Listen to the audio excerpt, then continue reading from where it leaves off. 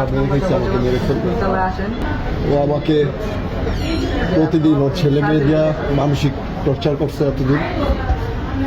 তারপর ও আমাকে কালকেও 2-3টা চট থাপ্পড় মারছে যে ঘাড়ের এখানে ধার কাটছে। তারপর আমি ঘুমায় দিছি। জান তোমার জন্য একটা নিয়ে আসছি। কি নিয়ে আসছে এত সুন্দর করে কথা বল। ওই যে আগে খাইতা না 300 টাকা করে 75 টাকা করে কিন্তু একটা বিয়ারের মতো ইয়ে আছে ওই যে ইসে আছে হ্যাঁ হ্যাঁ হ্যাঁ দোকানে বেচে ওইটার সাথে আর লাল কি জানি মিক্স করছে আর আগে চড়ে কি মিক্স করে নিয়ে আসছে আমি দেখিনি। আর প্রচুর ঘুম পাইছে আমার। সেই ঘুমে ঘুমে আমাকে আমার গোপন অঙ্গ কেটে সে পালাইছে। এটা সকাল ভোর 4টার দিকে। আমি পাশের ঘরের যে আছে আমি ওনাকে বলি ভাই ধরেন, কয় ওইদিক যাও। আর আমার একটু ধরেন, রিক্সা উঠে দেন, আমি এগুলোর মধ্যে নেই। সে সবই জানে। জি জি।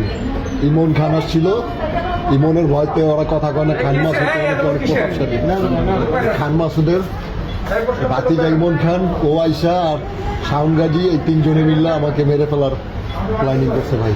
কে কে? ইমন আর হচ্ছে শাওন আর শিখা। আমি ভাই কোনো রকম জানে বেঁচে আসছি। আমার গোপন অঙ্গ কেটে ওর সাথে করে নিয়ে গেছি।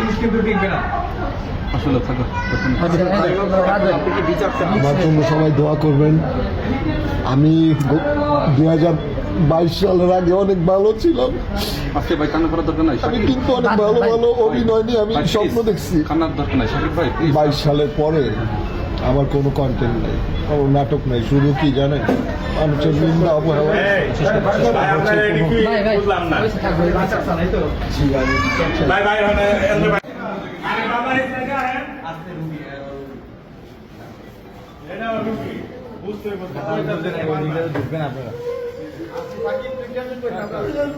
কান্না করার জন্য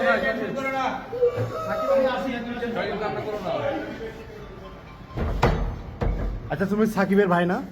আচ্ছা কি হয়েছিল একটু বলো তো। এরকম কথা বলো। আসলে তো ভাই একটু এক সাইড আসবো, আমরা একটু কথা বলি তোমার সাথে।